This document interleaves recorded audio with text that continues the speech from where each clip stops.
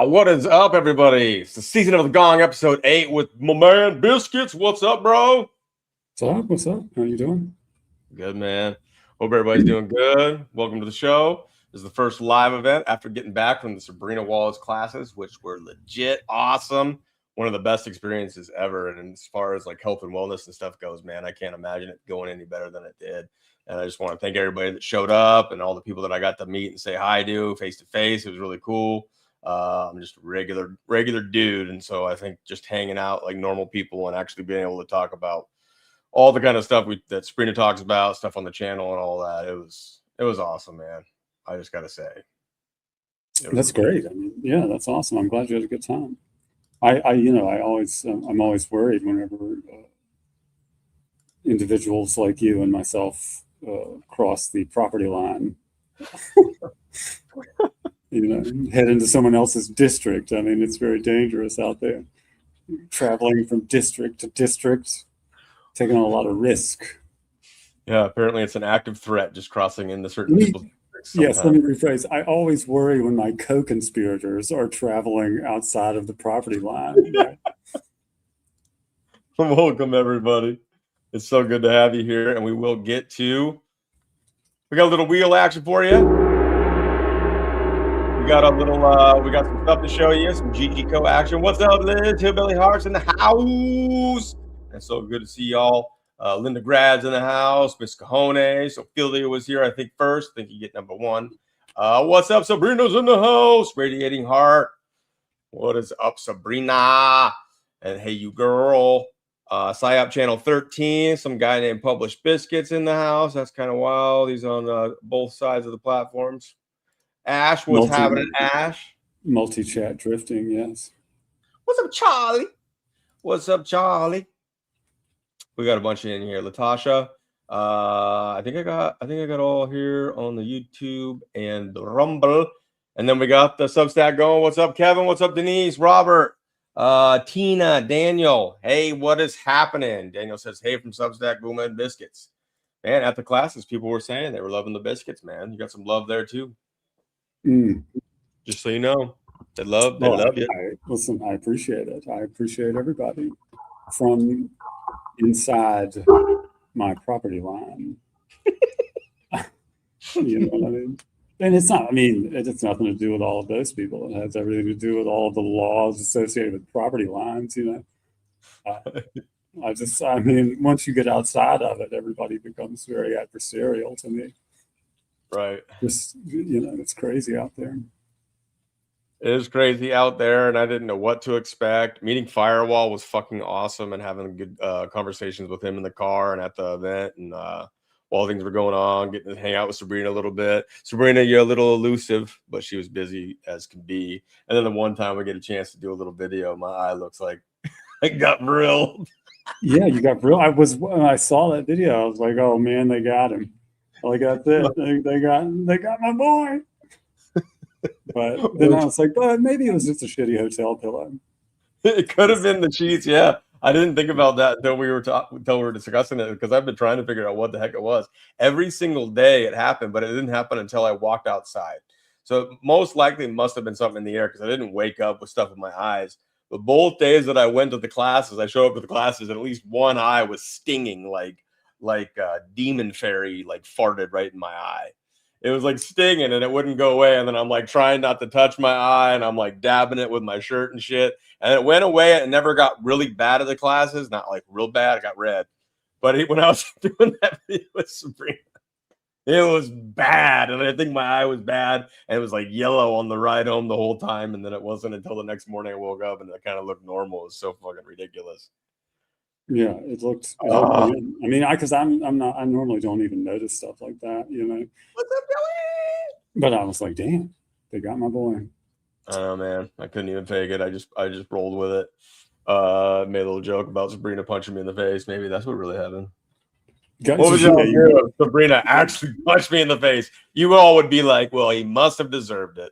That's true. I mean, even if that was the story, you'd probably still lose in the court of public opinion. Probably had it coming, they would say. But it was awesome. And then on the Sunday before, I think it was Sunday before I left, I woke up. I was actually up a little after 5 a.m. And I was thinking about the night before we found out that the breakfast started at 6 a.m. And I was thinking about those waffles because I got one of those waffle makers where you pour it in and then close it and you flip it and it tells you when it's done. You flip it back. Perfect fucking waffles, right? So I was excited about that. And then while I was eating my waffles, I took a picture and it was going to be my picture to prove that I beat Sabrina Wallace up for once in my life. And then as I was eating, yeah. Sabrina walks in with her iPad, and I'm all like, what? I'm like, how? Why can't I at least win one time? And she sits down and she's like, I've already shot 2 videos and done like whatever, like thousands of hours of research. I'm like, good Lord. Well, at least my waffles are good. Waffles are legit. I mean, waffles are good. You know, it was cool though, man. I really enjoyed meeting everybody there, and it was very humbling in so many ways. It was beautiful. It was great conversation.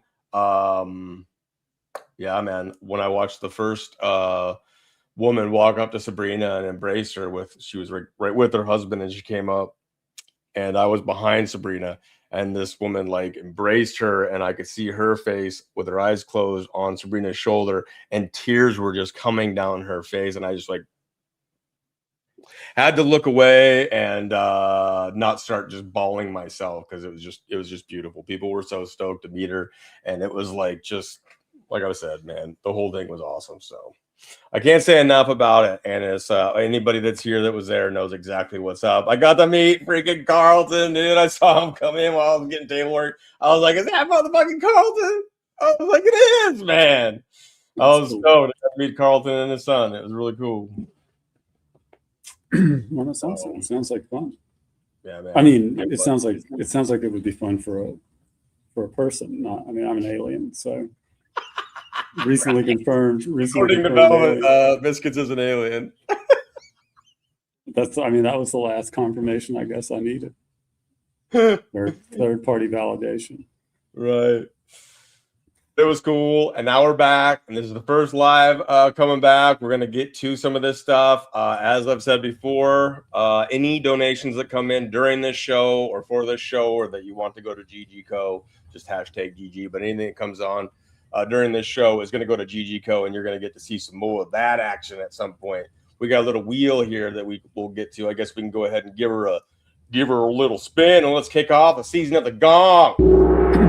Yeah, let's say I've been consuming my normal amount of media lately, because I've been busy working on stuff. And also last week, I had pretty bad, I was kind of sick, I guess you could say last week. I got a fever and whatnot. So, yeah, I've not been consuming the same amount of videos and stuff. And I was like trying to put this together, and I was like, man, like it's hard to find interesting shit anymore. You know what I mean? Like we went through everything on my computer in the first season and a half or so, Yeah. And then I had to move it all because I ran out of space. So well, then you're focused mostly on this GGCo stuff, and when you guys see some of the progress that's been made, and you're just going to obviously see another slice of it. Hopefully, a lot more you're going to see here pretty soon, and more is going to be made public. We got a couple things that we're just waiting a little bit longer on. This is business, I guess, but man, I'm freaking stoked. I'm glad you're feeling better because I know that was a rough little stretch. Having a toothache is very annoying, as I'm sure anybody knows.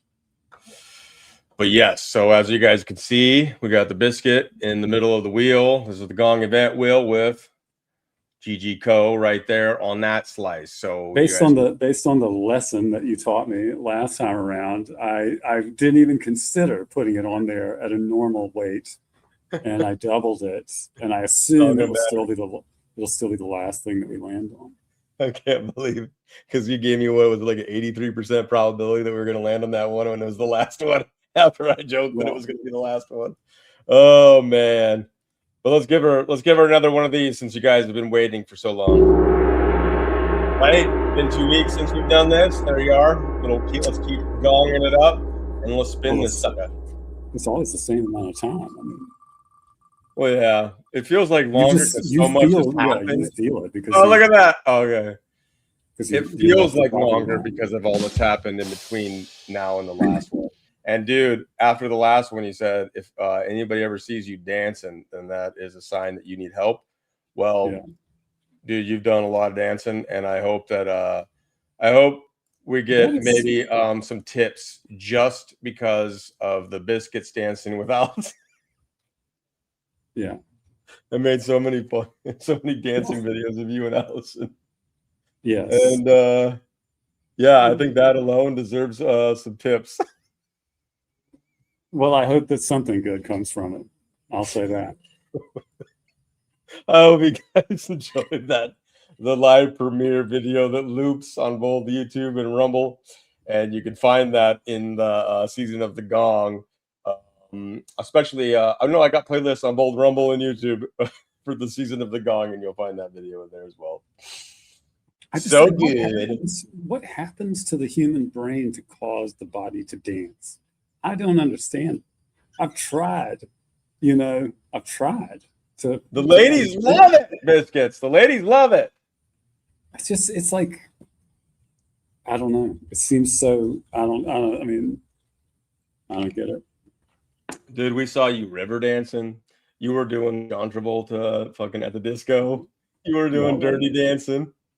You were doing it all, dancing. Bro. The river dancing. I could appreciate that. Maybe it's because I'm actually sort of a country bumpkin in reality. I feel like the river dancing, I'm like, oh, I could see that. And then like what do they call it? Buck dancing that they do in the mountains, that type of stuff.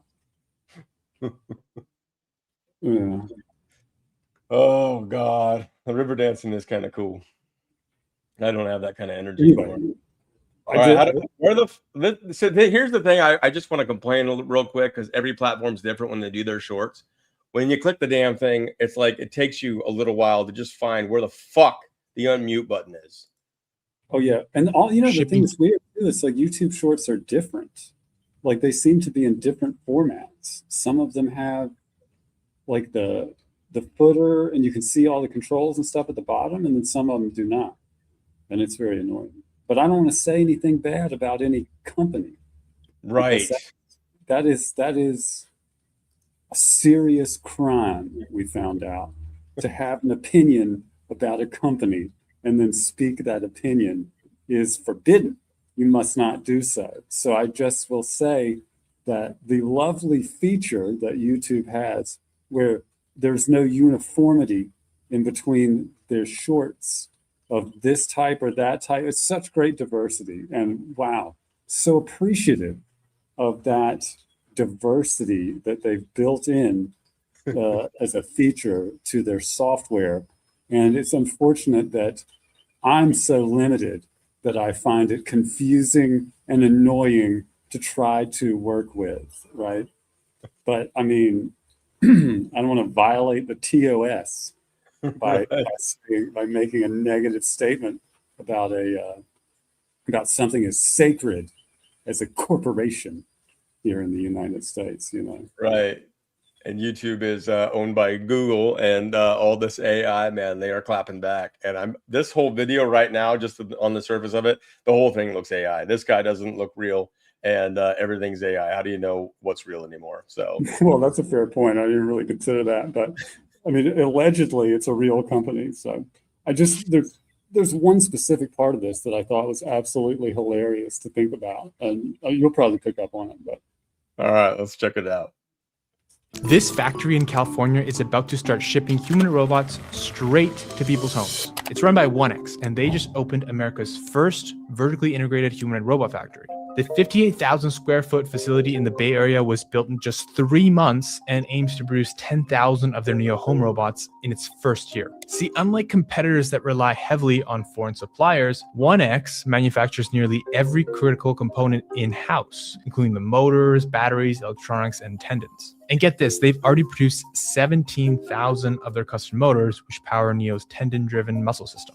Each robot runs on NVIDIA Jetson's Thor chip and is wrapped in a soft fabric exterior designed to be safe around people. Neo is available for pre-order at $20,000 and is built to fold laundry, tidy up, and eventually assist with elder care. That said, 1X is being very transparent about today's limits. For example, their factory tour video shows humans, not robots, doing most of the assembly. And Neo itself isn't fully autonomous. It can do basic tasks like opening doors and fetching items on its own, but for complex chores, a remote human operator at 1X has to pilot the robot through your home using its cameras. That data will then train Neo to do more on its own over time, but for the time being, they're not fully autonomous. China currently dominates global humanoid shipments, but with plans to scale to 100,000 units per year by 2027, 1X is on pace to be a serious global player. If you want to stay in the loop with the latest in AI. So did you hear the thing that I found to be amazing? Can you guess? I mean, there was so many things. I mean, they call it Neo for one, and then it's got something whatever yours was. It was like something Thor or whatever. But what are you tuning into? Well, that in the beginning, it's not even an actual robot. So if you need it to do laundry, it's going to have to be operated remotely by some nerd in their factory who will be doing your laundry with a robot like it's a video game. Right, because he says they're not yet autonomous. Right. So they have to. Somebody will be in your home at all times, and they even specified it would be for elderly care. Right. So they're going to have, it's basically like a call center, but instead of just being on the phone, they're going to be able to remote into this humanoid robot and do your laundry for you.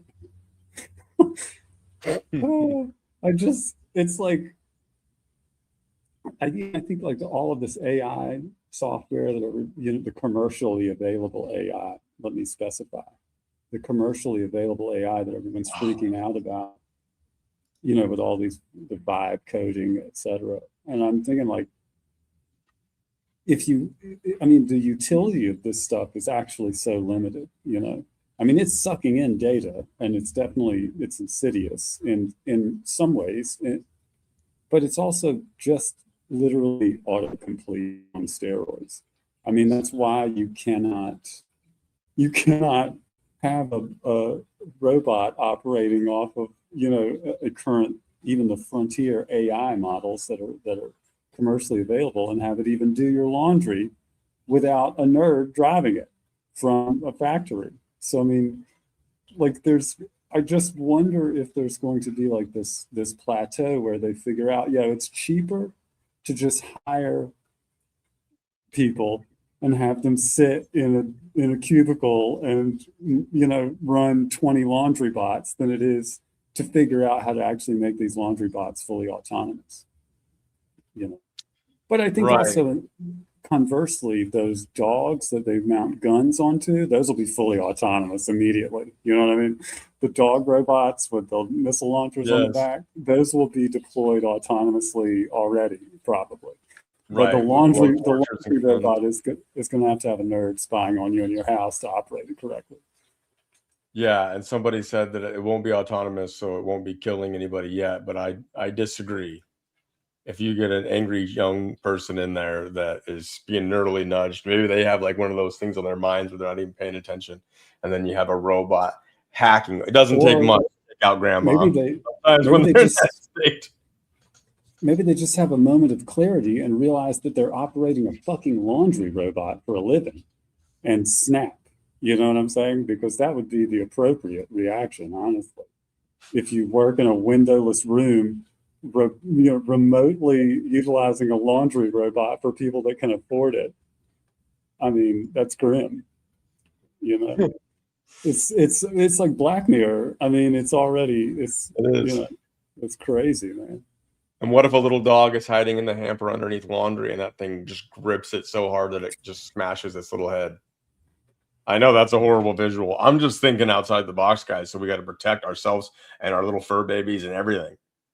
Because grandma loves to have a little lap dog.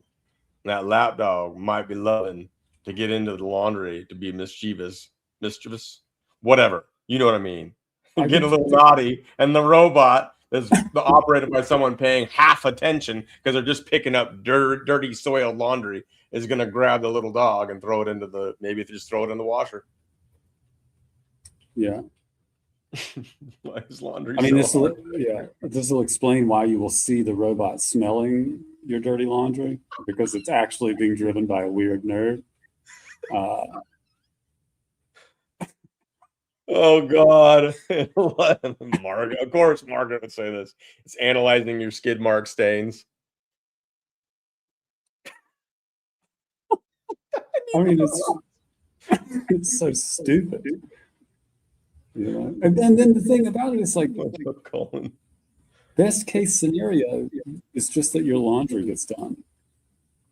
Best case scenario, your laundry gets done. Right. And then nothing else bad happens from the robotically driven or from the remotely driven robot that's being operated by some, you know, downtrodden tech employee with a $300,000 college loan to pay off, you know, that lives in a San Francisco apartment the size of a shoebox. Right. And that was China that's making those? That's a company in California. Oh, that's in California? I mean, that's basically China. Well, that's true. They manufacture everything there in California. Why can't they? I mean, it makes no sense. I thought I mean, I guess California is like China, similar to Canada. So China is all around us already. So there it is. But they're manufacturing everything in California, which is actually surprising for the United States because they usually send everything all over the place so that we can't manufacture anything in full here in the United States. They're talking about 20K for one of those things, and 100,000 units going to be shipped by 2027. Only a Chinese company would be so dumb as to start a business in California. You know? Yeah, California, man. That's why Jefferson is so pissed off. Yeah, I mean, I could see Southern California as a place that makes you mad. I think I've spent some time. I mean, there's beautiful landscape, like the you know, I'm not really a big fan of the Pacific Ocean myself, but I grew up on the Atlantic Ocean, so I'm just biased. Yeah, you're biased. I mean, the water's so cold, man. It's like the middle of summer and the water's cold. It's like, what the hell? Yeah, it's cold, man. In Oregon, it was man. If you had a herd angle or something like that, and get to the water though and put it in there, yep, there's your ice pack kind of a thing. But it is cold. The beaches are, you know, a lot of the beaches are like rocky, rocks and cliffs and whatnot. Makes great pictures, but yeah, not fun to walk on. Yeah, I just grew up on like sandy East Coast beaches, and so you know I like that type of, and I like warm water when it comes to the ocean. But so you're East Coast. So was that this Biggie Smalls versus Tupac? Your Biggie Smalls? It's hard to say. I mean, I can't. Geez, I don't know how to pick between those two homosexuals. You know? Yep, Tupac's. It's impossible not to see that Tupac was gay. Biggie Smalls. Oh, it seems like the whole rap game is filled with that. So, anyways,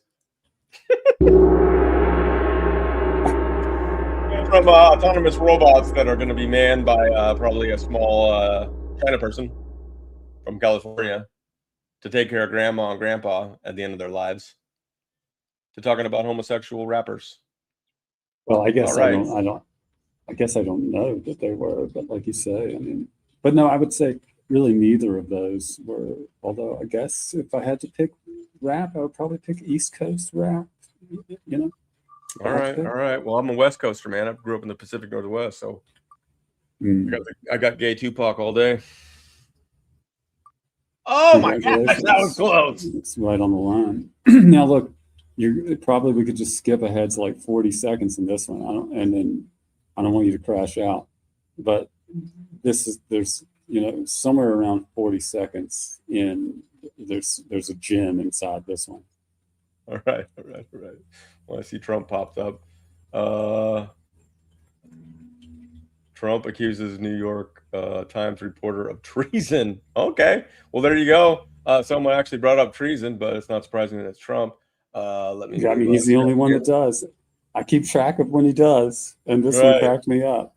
But you said you want to fast forward like 40 seconds or what? Oh, it's just him going on about how great they did in Iran, whatever. You know, it's not relevant. Just skip to 40 seconds. We all know how great we're doing in Iran. But the fake news, guys like you, right? You should write. I actually think it's sort of treasonous what you write, but you and the New York Times and CNN, I would say, are the worst.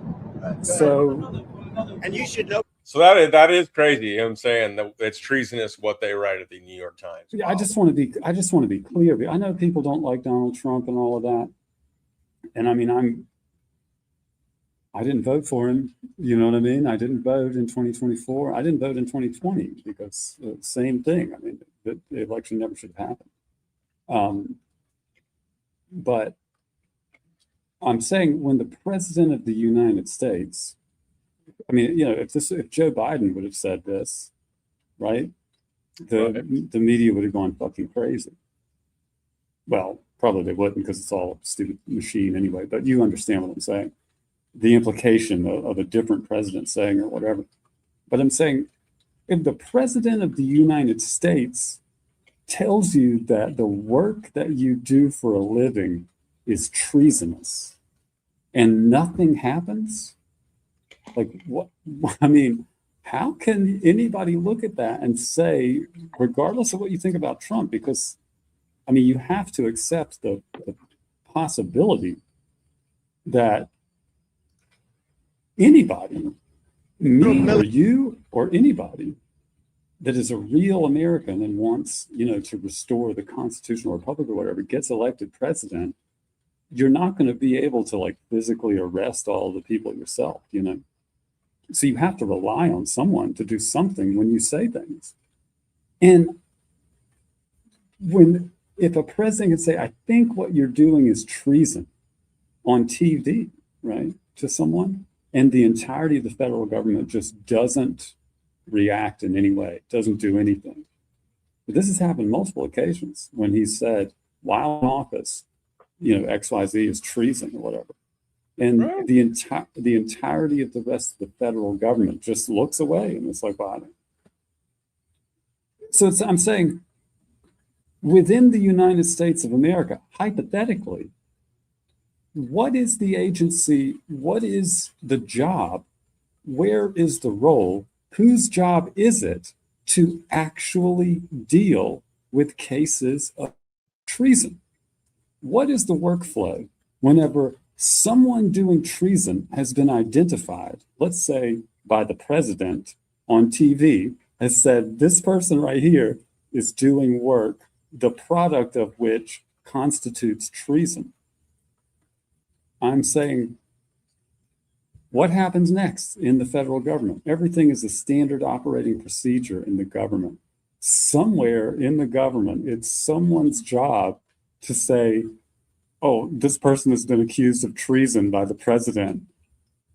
We should, I don't know, write a memo to file or something, at least, right? This is like a thing that I've been curious about for years and years now. And I'm asking this not even rhetorically. I'm saying, who deals with treason? Nobody. That's why you can say that nothing happens, even though that would likely put someone's life in jeopardy when the president is saying this person or reporter is committing treason. Yes, that person their life is definitely in jeopardy because the penalty for treason is death. Right. It's like a threat. Right. I'm saying, fucking president, man. How do we move on that?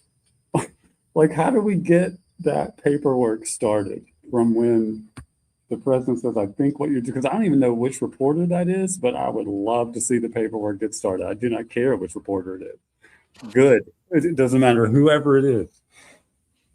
I want to see that. I want to understand that procedure. Right. Is that all you wanted from that clip, though? That's to show that he was saying that?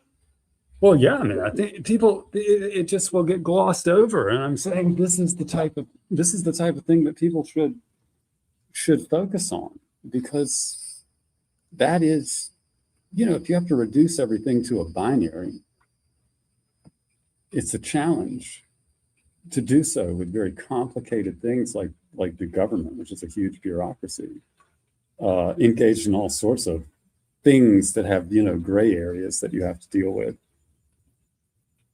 So I accept that complexity, but I'm saying even at that complexity level, every individual that is part of that system is subject to this very binary assessment of whether or not they have committed previously or are engaged currently in treason.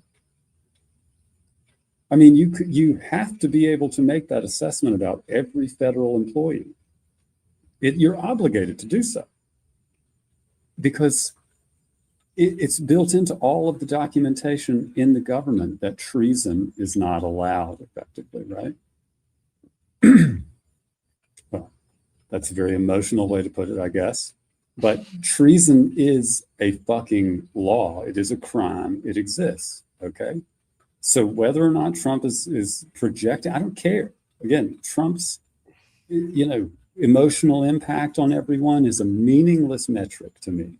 I'm saying he is the president of the United States, at least insofar as Joe Biden ever was the fucking president of the United States. And he is talking to someone on TV and saying to them, I think what you're doing is treasonous. So this is like one of those aspects where everybody could say, okay, let's just start treating that statement as though it's real and follow it to its logical conclusion. And you'll find that you will end up having to make that assessment about every federal employee. Are you engaged in treason? And if the answer is yes, like with this reporter, right? If the answer is yes, what do you do? Right. What do we do as citizens? What can anyone do? Now, I've been saying since before 2020, stop fucking voting in fake elections, right? Stop voting when election fraud is not a crime because the elections are fake. But people refused. They got mad. Even though Lynn Wood, blocked me whenever he changed his tune and decided that he was going to vote in 2024. Because he had it right after 2020, which is that if you can get away with election fraud, if you can steal the office of the presidency through election fraud, which Joe Biden did, then treason is legal. And if treason is legal, then why the fuck bother voting? Why do any of that stuff? Yeah, no, maybe that's part of it. Maybe that's part of the humiliation ritual or the continuation of the suck to prove that they can say whatever they want, do whatever they want, and we can't do anything about it. Do you think that reporter expected to hear that? I mean, what would be your reaction if that happened to you? If the president said, I think what you're doing is treason. Like, do people even care? Do you think that reporter's like, can you believe that fucking idiot said that to me? Or do you think he's like, holy shit, the president just accused me of treason, for which the penalty is death? I mean, how do you think that person took it? Yeah, well, I definitely go write an article about it and call upon whatever forces I could. Working for the New York Times, pretty powerful, but you think it's just all a fucking show at this point. I wonder if that statement even mattered, if that journalist even cared. Like, for me, I'd be like, oh, he probably didn't even care because none of them take Trump seriously because he said, I caught them all. They spied on my campaign. They cheated in the election, and he's done nothing. I want to release the Epstein files, and he's arrested no one. If no one takes him seriously, no one. Well, that's a fair criticism. I don't take any of it seriously anymore. You're right about that. Like, I just don't watch any of it. And I got to tell you, it's like great. It's really great never watching the news and not ever like Twittering or you know what I mean? It's pretty legit. Right. And this is exactly right. There was a time where you'd actually get charged first and then now they just say it and never charge. Now there's no action. There's just words. Is that what I'm doing? Is what I'm doing right now technically, does that qualify as whinging?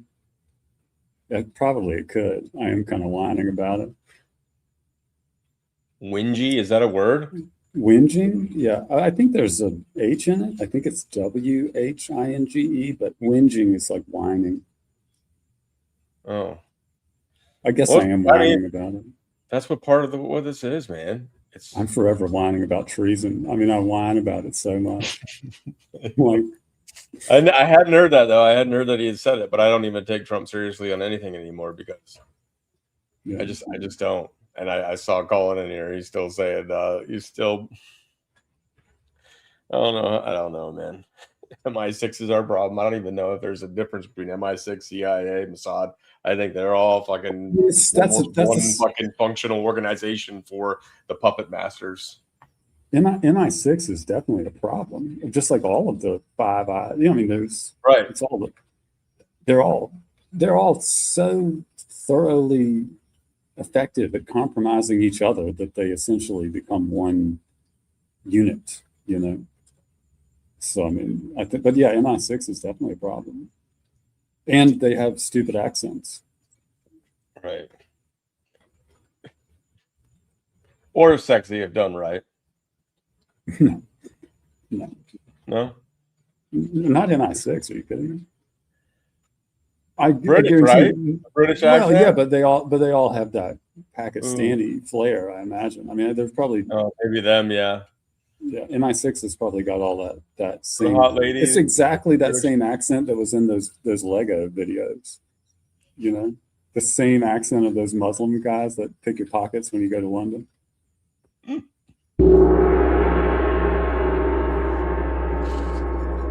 You love them. You love them Lego videos. Walking around with machetes and underneath Big Ben and whatnot. He's throwing out treason. Now they're just desensitizing people even more. Old news. Old news. Old news. Shit is old news, man. I was tripping out. I watched one of the videos of Sabrina, and I was just laughing because she was talking about how everybody in the audience there was already, informed. And I was like, well, yeah, I mean, like, yeah, all of these people are informed. Like, people that watch this show and this channel and stuff are so informed it hurts. You know what I mean? This shit is old news, man. And I don't know, it drives me crazy sometimes, like, to think about it, because we're all like so well informed. You can barely even talk to people that aren't. You know what I mean? Dude, the fuck is that thing? I don't know, man. I just like a dolphin with titties. I try to use screenshots that'll make sure people don't watch my videos. You know.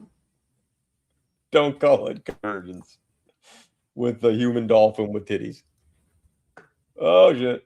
Hold up. Hold on. At least some corporations and governments will be able to systematically hack all the people. We humans should get used to the idea that we are no longer mysterious souls. We are now hackable animals. The future of mind control, and the future being right now, because these experiments are being done, is using gene editing tools. I can create small robotic units at the nanoscale and directly diffuse into the brain space. If their presence is almost impossible to detect, this amount of nanomaterial could, in fact, affect all of you. Read from the living brain and write into the living brain. There's a mysterious direct energy weapon that is being used, and it is causing permanent traumatic brain injury. We have to get more information, and we got to tell the public what's going on. The government has to acknowledge that this is happening to civilians.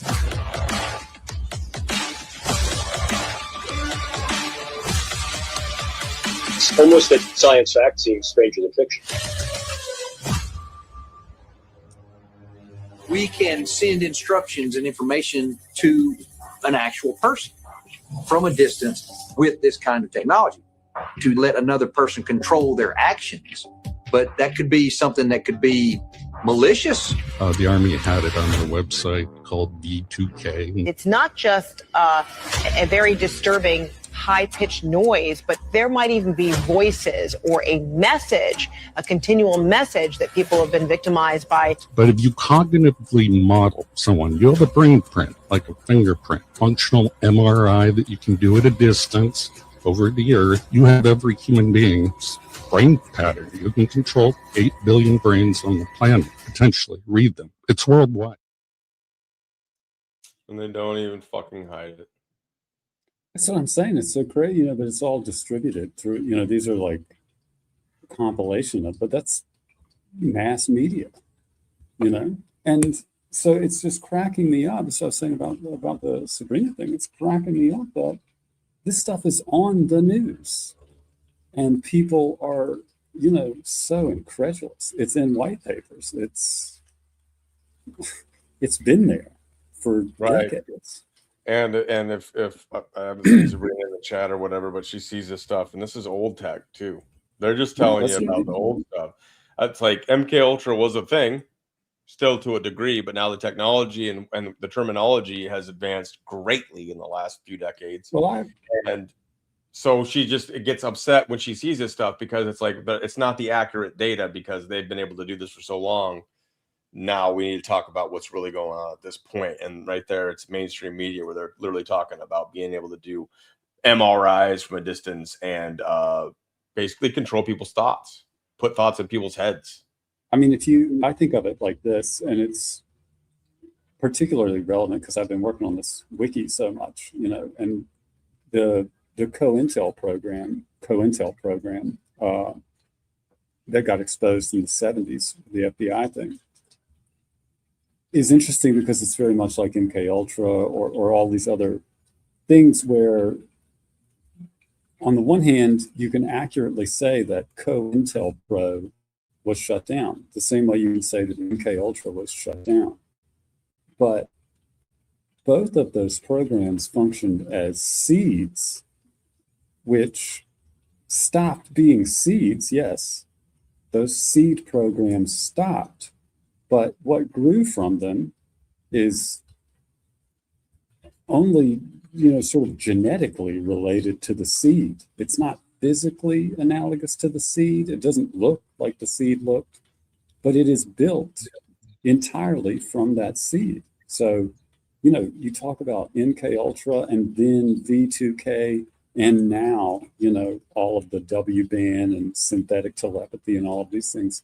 Those are the leaves on the tree that grew out of MK Ultra, and MK Ultra was itself, probably tangential or parallel to a lot of other different programs that sort of target humanity in various ways. But I'm saying the COINTELPRO seed was shut down, but everything from Mike Flynn's digital soldiers to that treasonous reporter that Trump was just yelling at are all leaves on branches of the organism that grew out of those seeds. And so, it's not accurate to refer to them as the same nomenclature you would use to refer to the seed as. And doing so, as Sabrina points out, or I think this may be why she points it out, referring to it with bad taxonomy or bad nomenclature serves to obscure the reality of what is grown from the seed that you're, applying as the namesake of all of these different subordinate or subsequent programs, I guess I should say. Right. And you want to look at some of the people that are responsible for this kind of crap. It's people like this. And this is just a small collection. But if you didn't know, and thank you, the lady that shared this with me, Flynn has teamed up with Clay Clark, once again, for a new We're Getting the Band Back Together tour, Resist the Reset. And they're using Kim Clement, a false prophet, to push this bullshit. Oh, and look at some of the faces. You'll recognize them. There's artists. There's Tom Renz. Oh, there's Julie Green, false prophet, Amanda Grace, good old Roger Stone, who came in and called me crazy when I started exposing the Q stuff. Laura Tits McGee Logan. What is that right there? Go back to the left a little bit. Up. What's that right in the center there? What are we looking at here? This one? Yeah, what? Yes, exactly. Who is that? I don't know. I don't know that guy. That guy looks kind of familiar, but I can't tell. Same thing with this guy right here. I don't know some of these faces. This is Man in these America. Real people? I mean, this looks like AI generated goblins. Some of these people very well could be AI generated. This gentleman here has a pretty big presence, but I can't remember what his name is. People can put it in the chat if you recognize. Oh, wow. This is she did get in trouble for going into the Capitol. Simone Gold, part of the Flynn Network, and Scotty McKay. There's Ann Vandersteel and Storm the Capitol Vandersteel, who also went in the same fucking area that Simone Gold went into, and yet Ann Vandersteel never got in trouble. Here's his glory, whose wife slept with a student that was 17-year-old and had a child with him, and they're in the Save the Children movement. Isn't it lovely? And here's the ex-porn star Mel K, ex-porn star number one. Thankfully, it looks like Madison Marquette, who called 2 members of my family and told them that I'm a pedophile, is now looking at 10 years in prison, it looks like. So that's lovely. Phil Godleski is also reporting a lot of my videos that are exposing him, and he's crying as he's, I think, getting a divorce, and he lost his case against his child victim, and we'll see how much money he loses, but it looks like he's grasping at straws to stay relevant and keep money coming in, as he's probably going to lose a ton of it. This guy looks familiar. He has some show. I can't remember what his name is, but some of these characters, I have no idea. They very well could be, some of them could be AI, but then they go and they use the false prophet Kim Clement that at one time said Obama was God's man. Fuck all these people. They're part of the reason why we have problems. And there you go. If you didn't know. $500 for a VIP ticket. Huh? Oh, dude. And they're probably going to do stuff at Mar-a-Lago, so they act like they're all in with Trump. And they pretty much are, because it seems like Trump doesn't give a fuck about it. Loves it. Anybody that can make money, however you got to make it, as long as you're not going to get in trouble. I don't know. It's like he respects it or whatever. Like, did you see the bottom of that thing? Beverly Hills Precious Metals. Oh gosh, like, yes, they always push the metals. Who's this little guy in the bottom left? Can you imagine? Beverly Hills Precious Metals.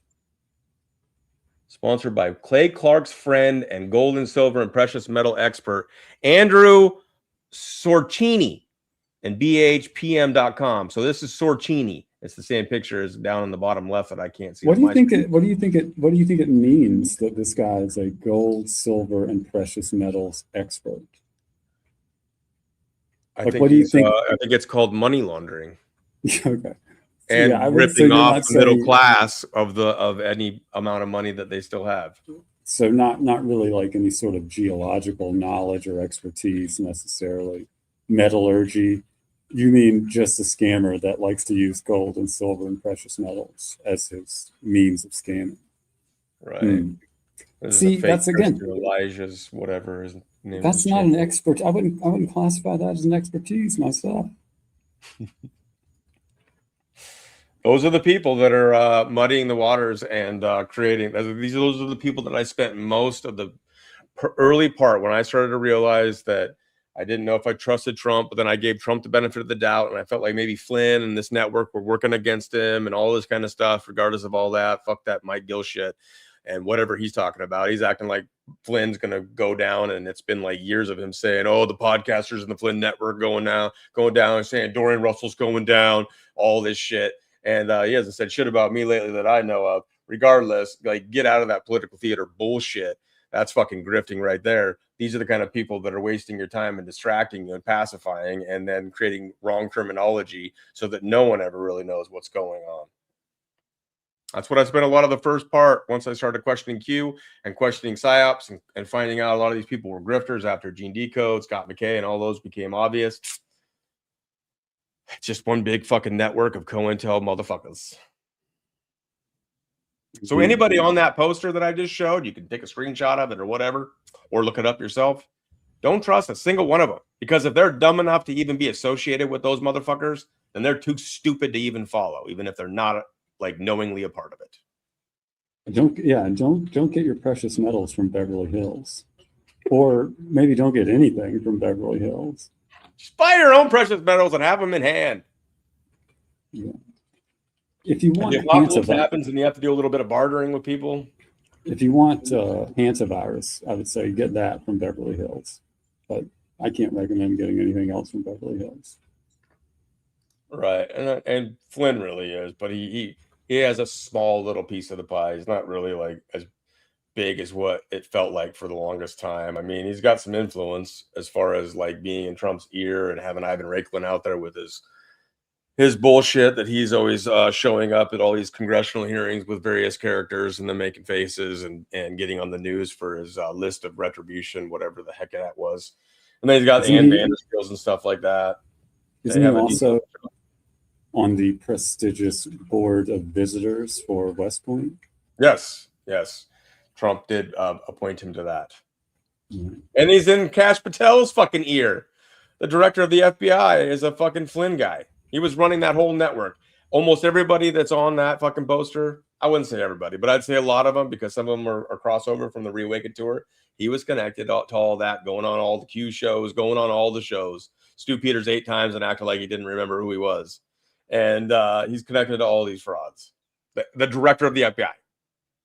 Great. Well, that makes sense. Yeah, well, I mean, it is the Federal Blackmail Institute, so that doesn't really surprise me, because I don't actually consider the FBI to be a legitimate organization anymore. So the fact that the fact that Kash is its director actually makes perfect sense. I mean, yep. Phildo's been reporting my videos, so we'll see what happens. He seems like he can only really get away and actually get some traction on the YouTube side of things, on the shorts for some reason. They actually do hone in on those. So I might have to launch another attack, but on other platforms other than YouTube, because I don't think Substack or Rumble give a fuck. Anyways, that guy might be going down too. Hopefully it goes down like Madison Marquette. He's ripped off so many people. Anyways, that's what I had. I'm glad you segued into talk about Michael Flynn, because I really wanted to show people that poster and warn everybody that they're getting the band back together and they're going even harder. And Kim Clement is getting pushed. Looks much more like a gang. There's a fucking gang of COINTEL slop motherfuckers. Look, you need to vamp for 60 seconds because I got to go get some water. All right. We'll rail on the Flynn thing. You guys want to look at this thing a little bit closer? If we missed anything? Oh, I freaking closed it. But can you guys believe that shit? Of course you can believe it. Why wouldn't you? Flynn is never going to stop grifting as long as he can. And while Trump's in there, he'll be able to grift. And then when Trump leaves, he'll probably go back to being a fucking Democrat. It's so retarded. And then he'll grift that side doing the same thing, run psyops and whatnot. I thought this lady was legit. She was one of the doctors, but I think all those doctors, I guess, were frauds. I don't know. I don't know who this kid is. I don't know who that guy is. If you guys know, let me move this over. Name some of these people, because I don't know who this lady is. Next to Ann Vandersteel. That guy's face looks ugly and familiar. Oh, God. These are people that are just willing to sell out. Dr. Artis, he does some decent stuff, and then he's just willing to sell out. I don't know why you'd want to be associated with these kind of frauds. How many prophecies have these people been wrong about, and yet they have huge followings? There he is himself, Michael Aquino's little protege. The Filipino dude is an Australian pastor. Oh, that makes sense. They always have the fake Christians. Oh, yeah, and this guy's Elijah Streams, who Kim Clement was associated with for a time when he was still alive. But this old guy right here, he brings on the frauds too. A lot of the fake Christians, His Glory right here. I fell for some of these people, though, back in the day. Now they just out themselves. What's this? Greg Locke, Pastor Greg Locke. Deliverance Ministry. It's all about deliverance. Man in America. Fuck that guy. Oh, you're back? And then, what's this? Judy Mikovits. Yep, got out of prison and then decided, well, I'm just going to join the band. I'm just going to go join the band. If she ever was really fighting and they threw her in prison for it, and then she learned her lesson and just came out and decided to be a part of it. She even lost her husband. Oh, boy. She's all in now. Just like Tina Peters won't let go. Tina Peters in jail, and she won't let go, even though Flynn is the Flynn and Byrne and Mike Lindell and those guys are the reason she's in there. Now they're grifting off her. Yeah, I mean, that's crazy. But she's been in jail a long ass time. Right. Allegedly, it was already attacked in there once, but who knows? Maybe they were just using that to get some sympathy. Yeah, I don't know. I don't even believe. Who even knows if she's really in jail? Right. That's what I say about Ghislaine Maxwell, man. They might just have a stand and hanging out, and then she's out fucking. Oh, zero. There's zero chance she's in jail. Come on. Right. That's how I feel. She's out there just living her best life. It was just all for show because she ain't giving anybody up. No one's been arrested. And they got to treat her good. Palm Beach Pete guy. Have you seen Palm Beach Pete's really leaning into this whole thing? Like, he's like blowing up his YouTube and TikTok and whatever. Like, just partying. He's showing up on podcasts and shit. He's making so much money going on shows, I'm sure, and monetization of his own stuff. It's gross. He grifting off of Epstein, or he is Epstein. Or he's a clone of Epstein. Transfer consciousness, maybe. Who fucking Shit's knows? grim, dude. Shit is grim. It's crazy. This place we're in, y'all. We're in it together. Watch this GG Co shit not be till the end, dude. I'm telling you, just make it a smaller piece of the pie and it'll work out better for us. There's something about these wheels, dude. I could make it like 90% right now. You want me to just change it so it's like maxed out? But it still somehow land on the little. Oh shit! We got it. We got it. Look at that fucking sick ass logo. Damn, that's sexy. All right, y'all. We'll get back to this at some point. We'll see. But this is what I'm really excited. I'm glad you're all here. We're about to showcase some upgrades and things that Biscuits has been working on. Oh, you should all be excited. Let's hit one of these bad boys. Ball. Double gong it. Double gong gong, baby. Yeah. That's weird. Let's get it on the screen. Ready? Are we on here? I can't see. No, you're still. You let me know when you're ready, sir. I'm ready.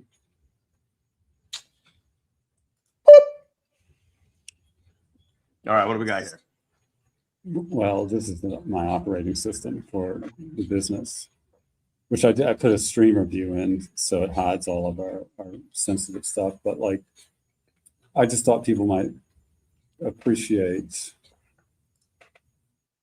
seeing how I kind of built the wiki and building the wiki. So like, these are all the entities that have pages that aren't necessarily very well populated yet or whatever, because I haven't done research on them. So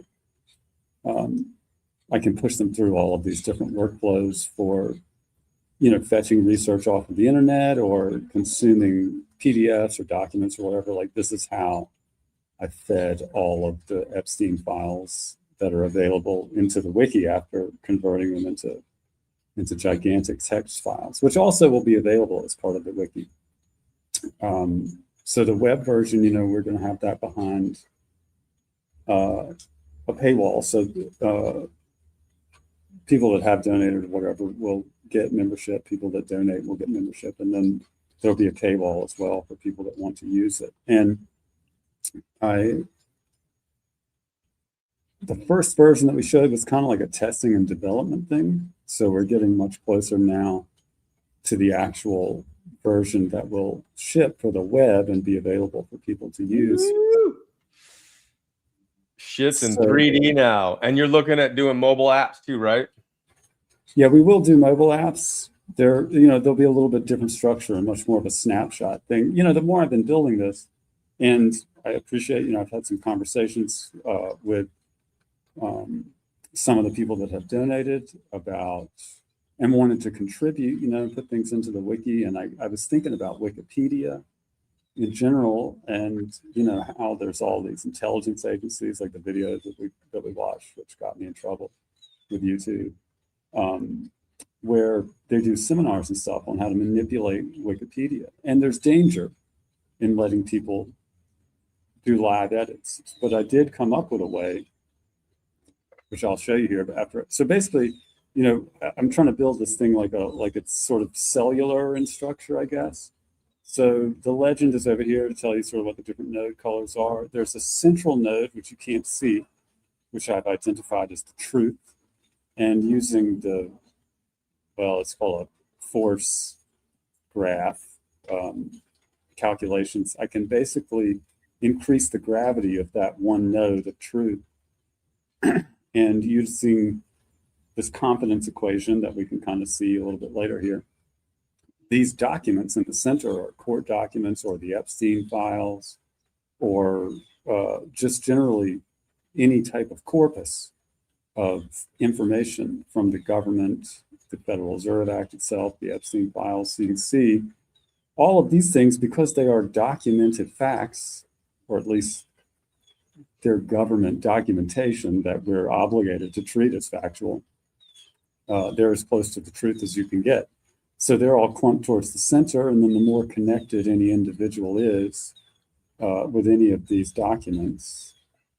And that's confusing that color is the same, so I'll change that because these networks are the same as pedophiles. But like this here is a law firm, Inslaw, right?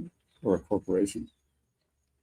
So you can select these individuals, you can see the various corpus that they're connected with, and the various individuals that are connected with them. And of course, every page, like Wikipedia, has content, which is, curated by me through a series of programmatic scripts, basically, that I've developed for this research pipeline. You can also, like, if you want to see how people are connected, for instance, you can check out the WikiLeaks feature. Sheldon Adelson, maybe. How about this, the Bat Lady? So, like, if you wanted to see how Bill Clinton and this Xi Jinping, who's like the Bat Lady of Wuhan, right, the scientist that was so heavily attributed with the COVID virus came from bats in 2020, works for the Wuhan Institute of Technology. You could see, and it will show you the path by which these entities are connected here. I apologize for the lagginess. Your experience will not be so laggy. I use a potato PC. He's doing all this with like limited technology. So they're connected between the Epstein files, Doge findings, and DARPA. Right. DARPA being connected to the Wuhan Institute of Virology through its gain of function research, which was exposed in the Doge finding, or confirmed in the Doge findings, and somewhat exposed in the Epstein files, which also happened to include Bill Clinton, having been mentioned in apparently that same document. So, I mean, it's not necessarily an attribution that these people are directly related or whatever, but it is giving you the means by which all of these people are connected. I mean, anybody that's on here, I think, can be connected this way. There are certainly people that are not currently connected, but I don't necessarily view that as an indication that they're not connected. I just view it as a indication that the wiki is incomplete. Which I think the wiki is incomplete. I mean, I can think, like, I will show you definitely. I think it's incomplete. But you're always adding new stuff, man. Well, and so that's the thing I want to get to. This is kind of a surprise for you, but like, there's a person I know should be on here, and that's Larry Nassar, the guy that molested. That guy's in prison right now, right?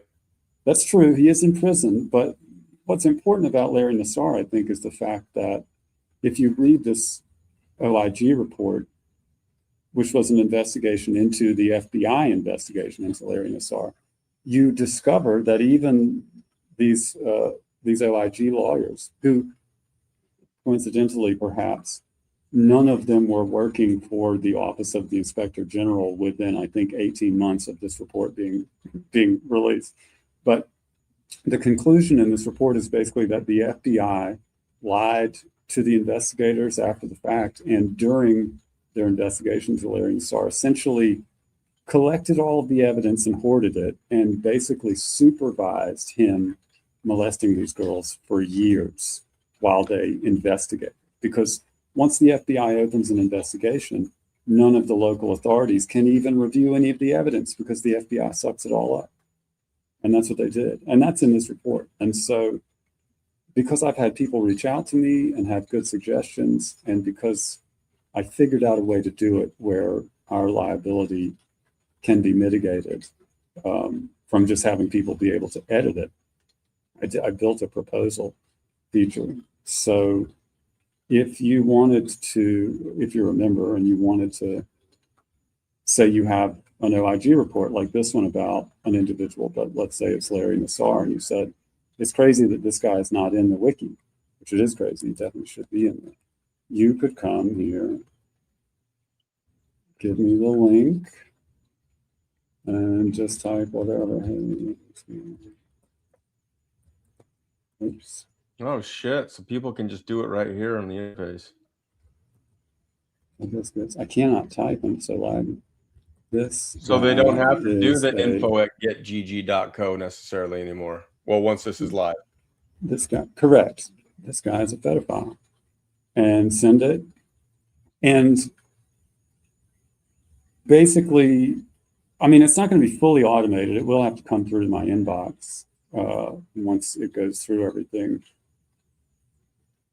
And so if it meets all the requirements, like, you know, we're asserting that I've asserted in the notes that this guy's a pedophile here. So it's going to check based on the parameters that I've built in that somebody, so we can actually say like this person is a pedophile without worrying about getting sued. And once it reaches the confirmation gate, it will, this page will now be a part of the wiki thanks to you, and it'll get updated the next time that the snapshot is updated, which will be on a pretty regular frequency for the web version, and less so for the, so then, you know, now Larry Nassar is in prison, but also in the wiki. And what else is in the wiki, you know, is the fact that this guy, you know, it'll have the DOJ, right, review of the FBI's handling. It'll have the source here if you want it. And obviously there'll be more sources and stuff once it goes through the full pipeline, because I try to get 3 to 5 for each of them.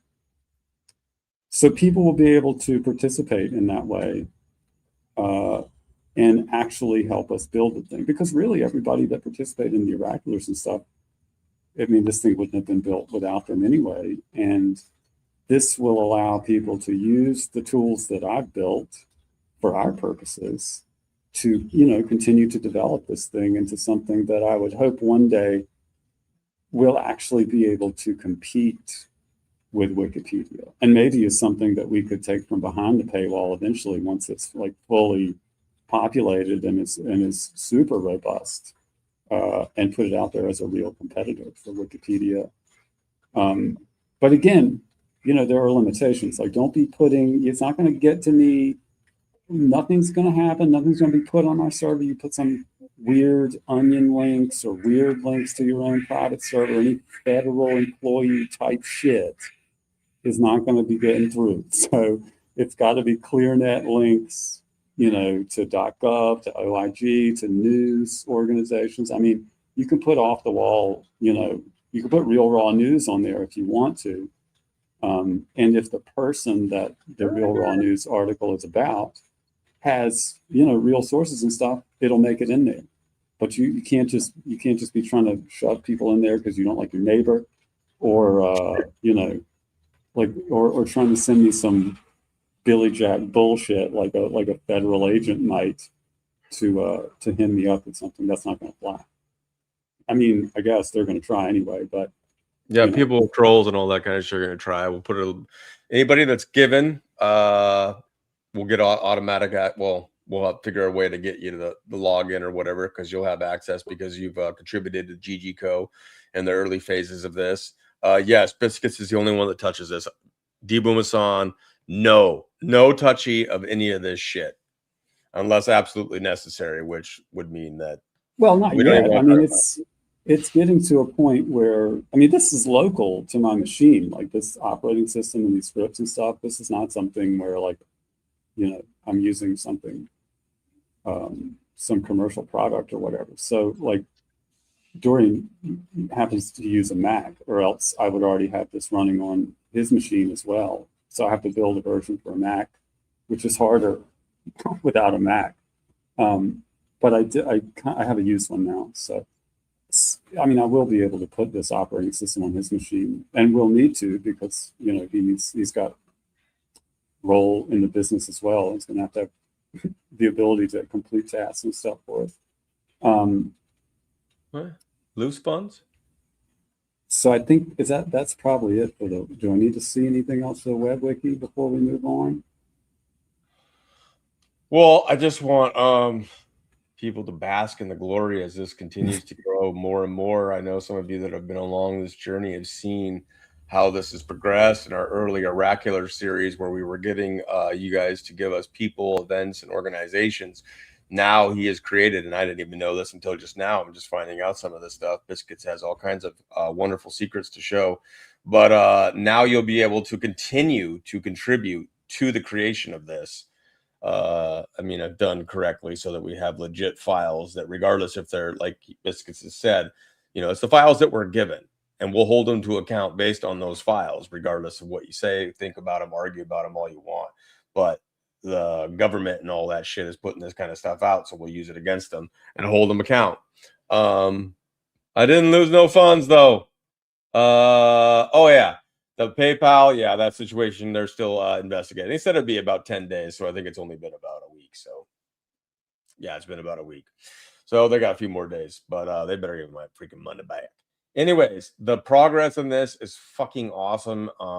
Once this stuff, I'm telling you, I know it's taking a little while, and it's actually going fast, but in the business world. But once this is up, man, Well, there's a lot of back end work that needed to be done. I mean, this operating system is really the infrastructure of the business, and that had to be built first. And that's not really a showpiece. I mean, I'm showing like a very small amount of the utility, and I'm, you know, particularly not showing some of the stuff that has to do with actually running the business.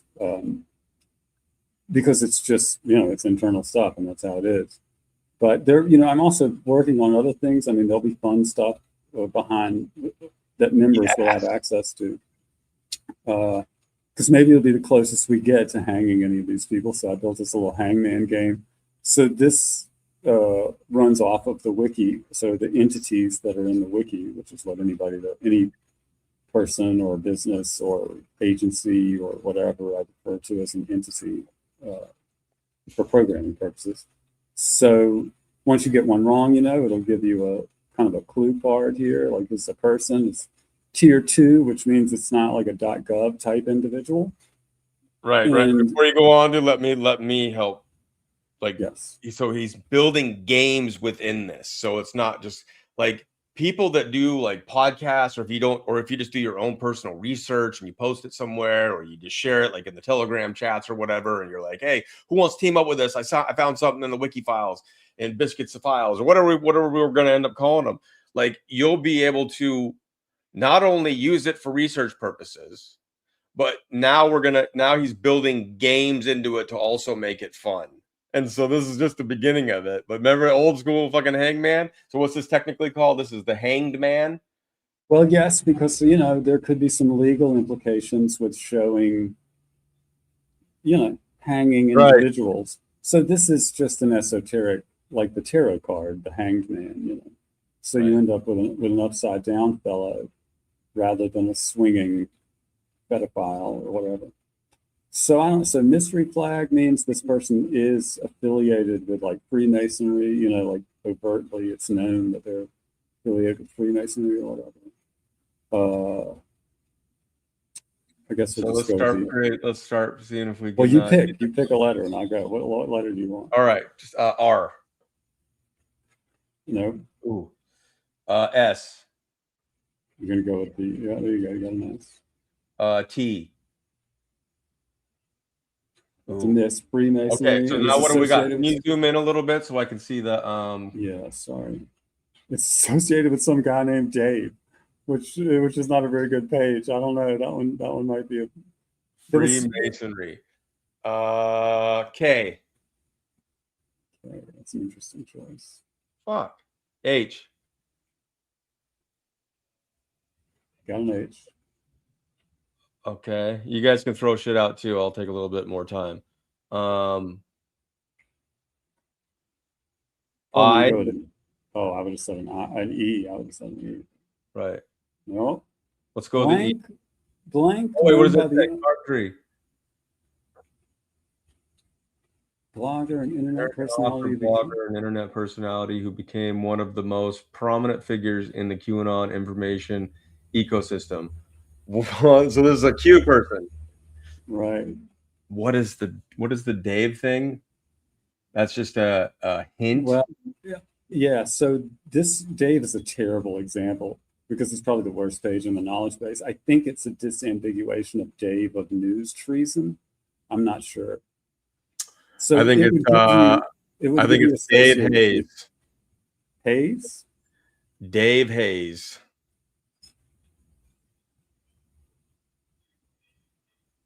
That motherfucker. You got it. Yep, there he is. That's So praying his what he went by in the QAnon movement was praying medic, ex-atheist turned. I mean, in my opinion, strong opinion, fake Christian. So an atheist that made it sound like he had a turn to Jesus and pretends to heal people. Even when I believed in the Q stuff and I followed praying medic, he was the most dull, boring, monotone motherfucker, and I couldn't stand watching his videos. And he's an absolute fraud. And he went silent for a long time on the Q stuff, and then Trump came back, and guess what he's doing again?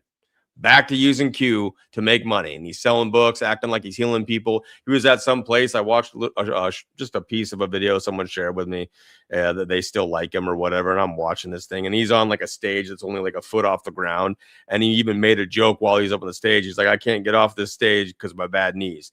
This motherfucker's there selling books and telling people he's healing them, and this motherfucker can't even walk down a foot without hurting his knees. Like, wake up. And he was in with Shady and in the Matrix, the MG hose, leading up to and with one of the guys that was in control of the 8chan or 4chan, 8chan. Oh yeah, 8chan. The dad's Watkins. name. Oh, Watkins. So you had Ron, that's the son, and then you had Jim Watkins. So those guys, MG show, dudes, hoes, whatever, and Praying Medic and Jim Watkins were at this event where they were psyching people up heading into J6, and they never got in any trouble. But yes, got it, Dave Hayes. But the hanged man game inside this, and it'll make it fun.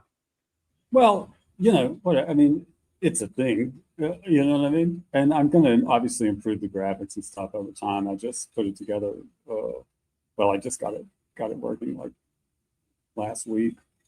So, it's a little rough at this point, but, I'm trying to come up with stuff that because people stream Hangman, like playing the game. People stream talking about this stuff. There's no reason that people can't stream playing the GG Code Wiki Hanged Man. And other games too. I mean, I've got a bunch that this was sort of a tangent that I didn't even plan on. I have 5 different games that I'm working on concurrently, which all have been planned over the past 6.5 years to some degree. But there are 2 that I came up with just based on the wiki alone, which will all be brought online on the website, and some of them will release later as standalone apps on Android and Apple. And I'll take whatever suggestions if people have ideas for other ones. But that's basically. I think you said you had like 5 games in your mind that you're going to create in here. Well, no, I mean they're already in progress. Right. I mean, 2 of them are playable, but. Did you see that, man? I started off a little rough, and then I just nailed that shit. You got it. Yeah, you came in. You want to do one more? This is a long one. Yeah, this is a long one. Okay, so but I need feedback too. I give no clues in the beginning, which maybe is, I don't know. But hi, Jackie. Welcome. What do you want to start with? All right, guys. I'll let you. So you guys saw how it goes. You guys know how the game works. Start throwing some stuff out there. What's the best to start with? Throw it in the chat.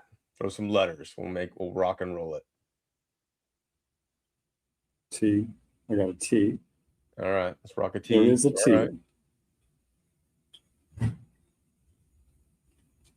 Someone put an A. Okay. Okay, Shelly. Oh wow! I'll let you. Oh, look at all those A's. I'll let you run the chat because when I put it up, I forgot it's covered. People Right, are looking at it it. covering the screen. Okay, so we got the T, we got the A. A's rocking it. Good. All right, give us some more, y'all. Yes. S. And Mary on no Substack also said S. No S? So think that they're getting S before that T. It's an organization that is linked to Epstein, tier 1. So yeah, so now we got, so can you zoom in on that just real quick so we can just take a good look at it so people pay attention to the screen that are watching this. It says the type is an organization. It's a tier 1 because all this stuff is ranked based on how much information is available on it. And the mark is Epstein linked. Okay, so go. You can back up a little bit now. And so the next one was an R. How's it no R and S? It's crazy. Right. What could be here? Joanne wants an N. Give us an N. So this is, we probably could get I and C just based on this because that's got to be incorporated, right? Right.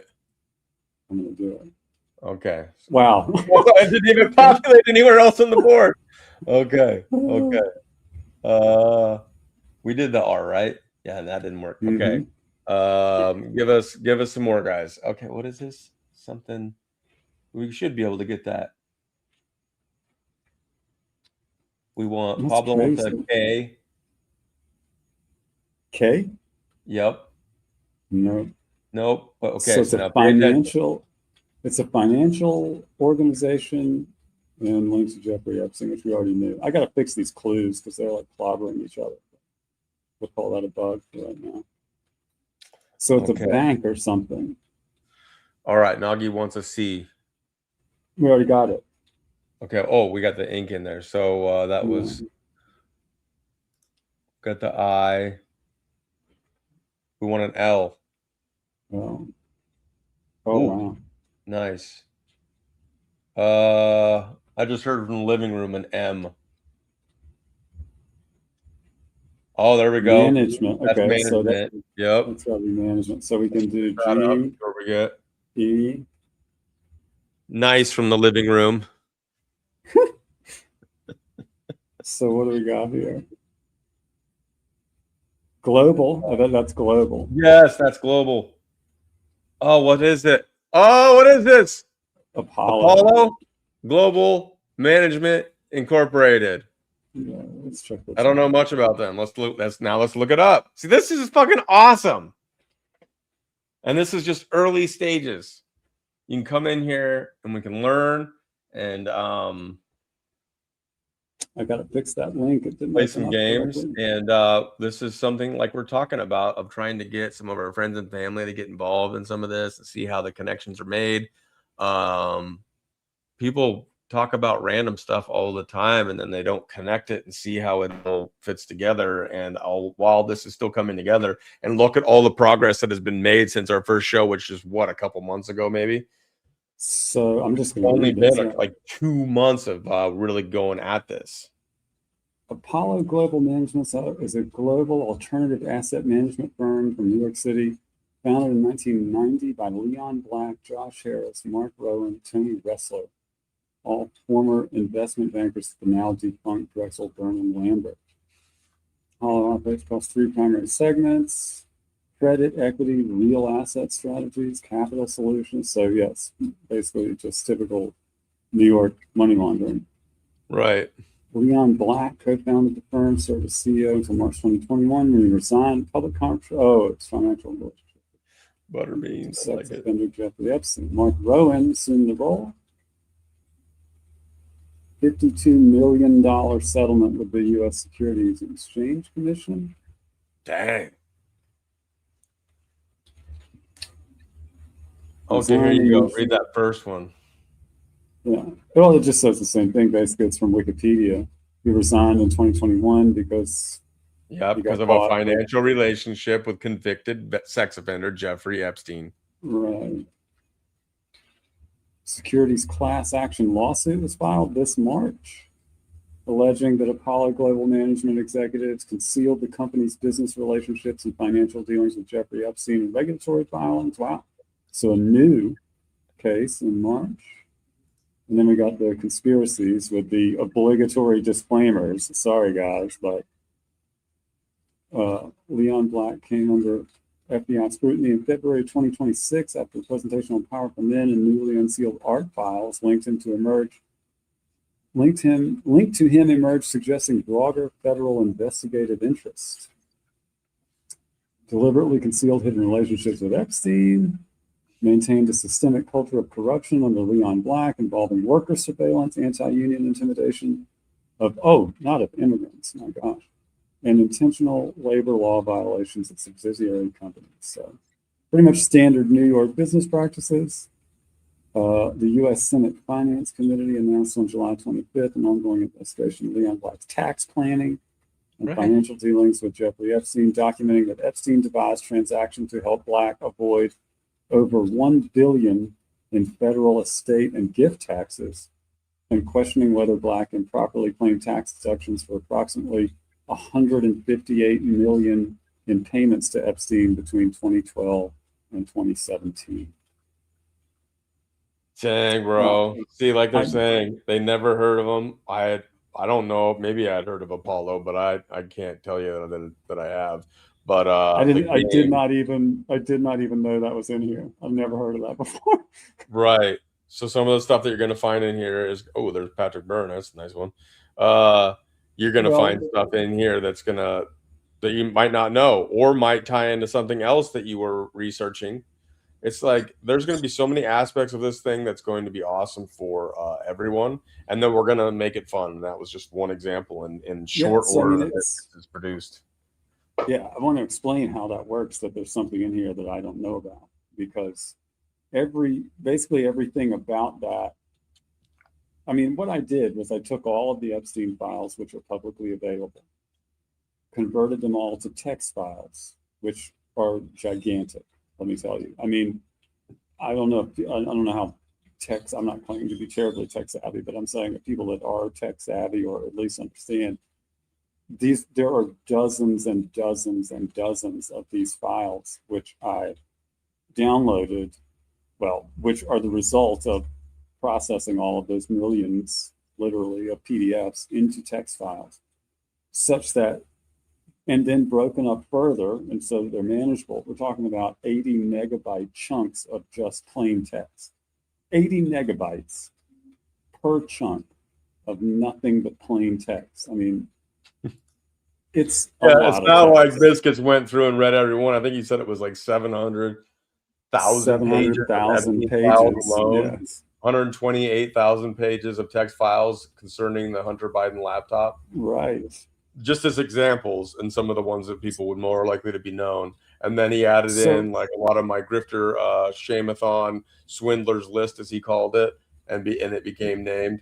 So some connections made there. So then those documents now sit as these big chunks of text, but they're filled with patterns, which are repeated. So, case numbers are in a repeatable format. Document numbers from certain federal agencies and stuff are in a certain format. Corporate names are in a format. Stock tickers are in a format. Proper names of people are in a format that constitutes a pattern.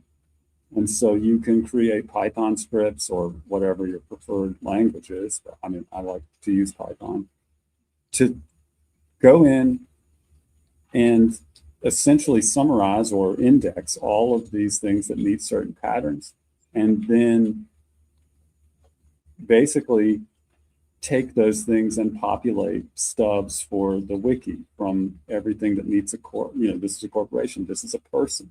So if you're a person whose name is in those Epstein files as a proper name, then you would have had a page created about you. And eventually, based on cross-referencing, with the Oracular series, if you were in the Epstein files and your name was on the Oracular series, you got put into the database. You're in the wiki.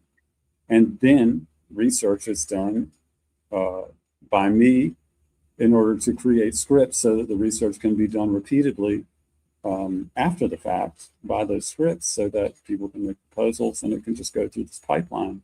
And rather than me having to go and type anything and do all of this stuff and say, search the web for this or whatever, everything's formatted and the proposal comes to me in a schema that I can then just put right into these scripts, and the scripts just take it and they build it. And if it meets the standard with respect to the confidence rating, which is based on, the closer you get to government documentation, the more confidently you can state whatever is there without having to worry about anyone suing you. So that's the reason why we can call certain people inside this wiki pedophiles, right? Because we can say whatever we want to about these people, Right. Remember, this is becoming the foundation for when we start creating and distributing the collector's cards, right, which will lead into the next phase of this business. But just tell me, name any of those people maybe on that fucking poster with Flynn. Name any of these podcasters. Name the big name podcasters that's creating something like this, so that everybody can get involved in doing their own fucking research. Like they always say, do your own research. Don't trust me, when they know that most people won't. We're going to make the research even easier for you to do. And you're going to have fun doing it. You're going to have something to share with your friends and family that might be another tool. Or you're playing it or researching on it, and people are like, what is that? It looks kind of cool. Oh, it's made from this guy who goes by Biscuits. He goes by Biscuits? Why does he go by Biscuits? And they just start a conversation and then pull him in. Check it out. It's fucking awesome. Yeah, and the other thing too is, you can add to it if something new, like this new thing about Mike Flynn is probably not in here, but, through the proposed feature, you could add a source. And the other thing to remember is that all of those raw files, all of the Epstein text files, the 70, 80 megabyte chunks of raw text are here. They're linked. If you are using the web version, you will be able to go ahead and download everything that you want, all of the source information. It's all verified. It's all 200. This is what this hash up here is a snapshot of all of the information. So it's 100% verifiable back to the sources, either on the ClearNet or in these government documents that have been released, converted to text with traceability that would meet pharmaceutical standards. And you can get it if you want it to prove that you have the source file. They're not in PDFs, it's text, which is better because it's searchable, because it's not meant to keep you from being able to look through it. And it's the best that we can do right now because of all the redactions and stuff. I mean, I'll tell you, the FBI vault is a useless farce because everything is so heavily redacted and nothing is searchable. The CIA reading room is pretty bad for that reason. The Epstein files are decent in terms of their searchability. And in some cases, there are places where you can get them where they're indexed correctly. The Pandora, Paradise, Panama Papers are done in the most disgusting gatekeeping fashion that you can imagine. I mean, it is like so obvious that they have made this into basically like a fucking corn maze, so that people that want to actually go and look through that will find no utility. And what I'm trying to do here, what we're trying to offer, is a version of Wikipedia that isn't capable of being manipulated by people like the ones who actively and overtly and demonstrably, as we have shown on the show, do manipulate Wikipedia, including intelligence agencies and whatnot. That doesn't put us at risk of, being accused of editorializing something, slandering somebody or whatever, because again, I don't make any assertions about any of these people except for the ones that are convicted pedophiles. It's just what is available on the ClearNet. There won't be any dark web shit. There won't be any pictures. There won't be any weirdness on here. It is just meant to be a compendium of information that should be easily indexable because it is publicly available, but for a variety of reasons is gate-kept from a utility perspective. People can't even go to one place and say, here's a place where if I want to look at, about someone that I heard about in the news or whatever, I can see who they've been connected to in the past, what their history is in terms of government documentation, and how they're maybe attributed or associated with various conspiracy theories. And you can still upload like the Panama Papers and the Paradise Papers and the Pandora Papers, and then it'll draw more connections based on what's already in this, correct? Well, yes, I'll just say that it's very difficult to actually do anything with those. Okay. I mean, maybe those are just a rabbit hole that they want people to get yeah, stuck the in. way that they're searchable, the way that they're indexed, the graph that they offer you, it's so crazy. We could maybe go through it sometime. I don't want to bother finding it right now, but I'll show you. We don't gotta I'll stay show on this you. long. Because to me, all of these mechanisms, I'm not a fucking software engineer, okay? And in 2 months, I've built this thing, which I know other people aren't using it yet, but I'm saying in my utilization of it, even just now about this Apollo management group, I found it to be so much more functional for researching individuals than using the internet, because the internet, search engines and the trash sites that come up and the click-throughs that you've got to do and the looking at PDFs that you can't search through, with the Pandora Papers and stuff, it's abysmal how difficult it is to search through them, and the limitations of the information that you're shown whenever you do actually find what you're looking for. It's tragic. It's as if they are engineered to be user unfriendly. And that's why I say they're gatekeeping the data even as they give it to you.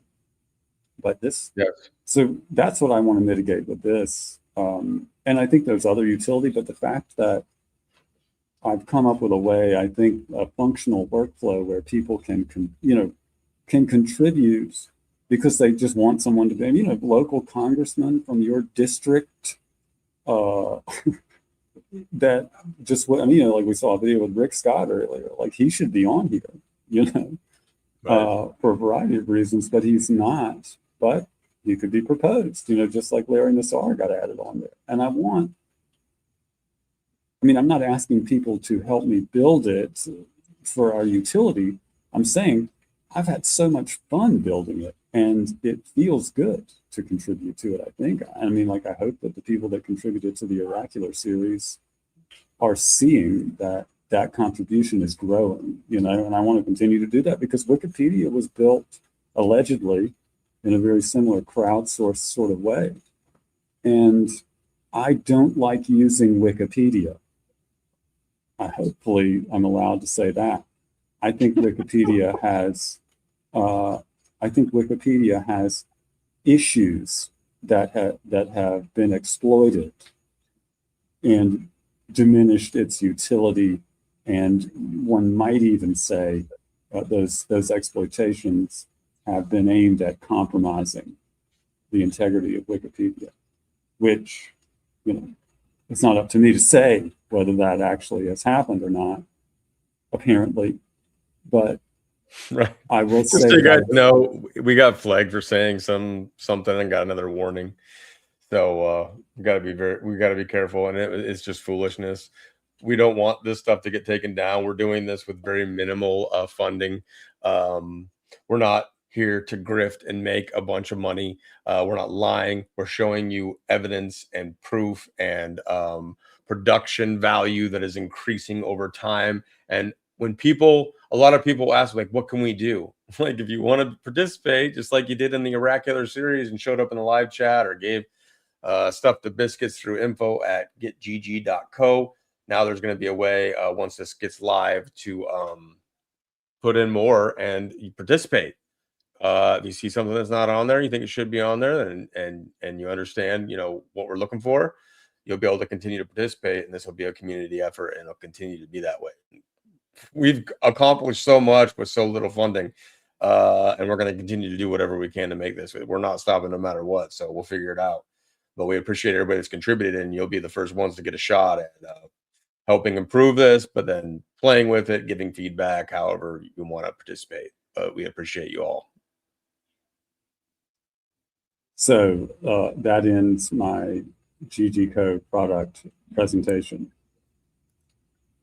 Were you not impressed? Are you not?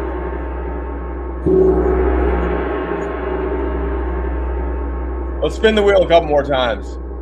And we just got 3 more. Yes, these are not very long, I think. Right. And well done, sir. I always get excited when you start sharing. Yeah, no, I appreciate that. It's amazing what Biscuits is doing. And I tell you, he's like working almost in some ways 24/7. He sleeps, but stuff's going on at all times. It's pretty awesome. And he's enjoying it. That's the most important part. Because if it was a drudgery, I appreciate being empowered to do it by everyone who has contributed so far. And I know the operating system thing is probably not like super impressive to people, but it has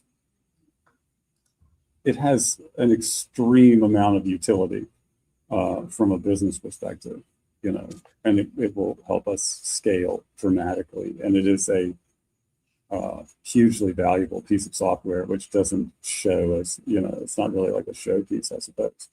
But that has been primarily what I have been working on, for the past 2 months, even while developing the wiki. And the wiki was really just a small piece intended for, you can just let this play in the background, dude. I think it's a live stream. Is it just no sound? Yeah, it should be live. Click and see if it is live. It says that it's a live stream, so, but this is crazy. We're watching, they've even named it Frank. Well, they have different ships. Bob. So, as I say, the wiki This is just going on all the time, over 144 consecutive hours on 179,000 packages. Yes. So just let it play. And we can just talk. As I was saying, the wiki was just a small slice. So the operating system is essentially complete, which is the structural foundation of the business. The website is up as a placeholder, and there's some legal stuff going on in the background. That's the next gating task. Right. And so I've started focusing recently on sort of the games and entertainment stuff, and the wiki also. And I'm thinking, I don't want to I was trying to decide whether or not I could project when it's going to actually be available for people to start using. And I don't want to good night. Well, thank you for being here. Appreciate you. Yes. It's 2:40 a.m. You've earned it. Get some rest. That's some of my most productive. We're watching a live stream, and this has just been going on for 151 hours and yada yada, almost 152 hours, and it just shows these robots sorting packages, huh? Yeah, I was wondering, do you think there's a nerd somewhere that's just driving these things for the live stream? Like they just got to keep, they're not really automated, like the other video that we were watching. I don't know. Right? Is there someone driving this damn thing? Because no, I think these are definitely automated. And it's funny too, you can see them going to their charging stations in the background through this glass from time to time. Like right, they're standing on like a pad, almost like you can just put your phone on a pad now and it charges the back. But yeah, you'll see them walking back and forth from time to time. It's creepy how they named them Frank and Bob and that kind of stuff too. Right. 2 in the back of the management. They're the supervisors are going to come over and rip that one's head off and trash heap it and use the parts for something else. Wow, man, this is creepy. But anyways, I don't want to take it all. You guys can check this out if you guys want. I never even knew this freaking existed. It's just Figure as the website, and you can just sit here and watch these damn things sort packages and then swap out for their different shifts, huh? And there's a ton of there's 1,171 watching this right now. Some of the videos that we watched in the first season of the robot hands and things like that were from this figure company.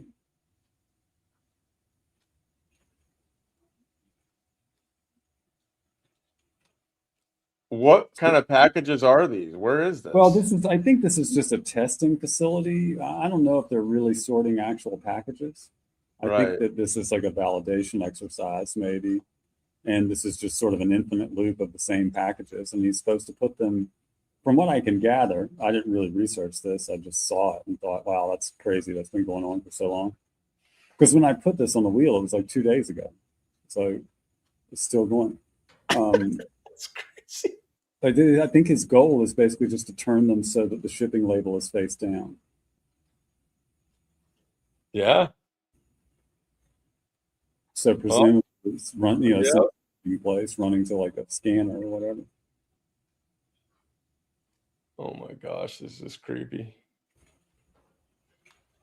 This is where we're at, people. This is where we're at. Wow. When I look at that, I just wonder, like, wouldn't a spider that's like over the top of the thing be better than a human robot? Like, why would you make a human robot to do a task? Because if you watch that, it keeps knocking packages off of the backside. Like, it drops maybe 1 in every 25 packages or something right off the belt. And think, why would they make a humanoid for this job? Right? They don't do it. Yeah. Oh, wow. Someone lost a fake election. Oh, my gee. What am I going to do? The central casting guy beat the other guy? Oh, no. So how many do we have now in the Senate for Moloch versus Ball? I really want to know. What's the split now? I mean, who gives a fat rat's They ass? probably paid Massey off. You did a good job. You were a good distraction for a while, acting like you're actually a hero when you're just another fraud.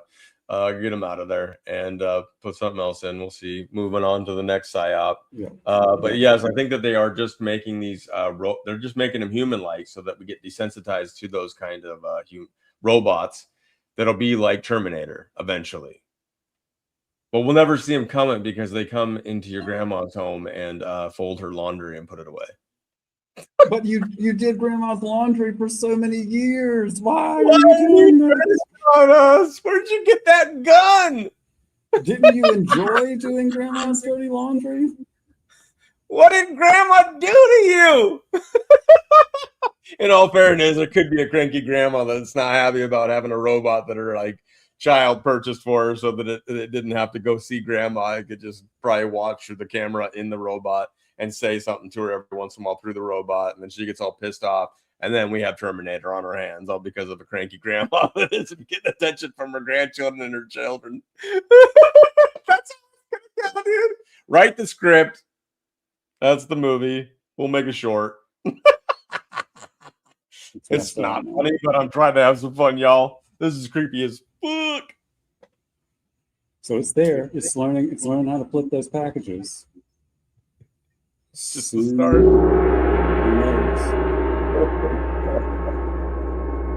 Flipping packages nonstop, and then they're swapping out. I wonder how long their battery lasts. Oh man! All right. We just got 2 left here. They're running like 3-hour. They're running 3-hour shifts on them. Awesome. We'll end with the Sabrina Says. What do we got here? Predicting the weather. Predicting the weather, which has been crazy in a lot of places lately. Yeah, here's a novel way you can predict whether or not you're going to be the victim of some extreme weather.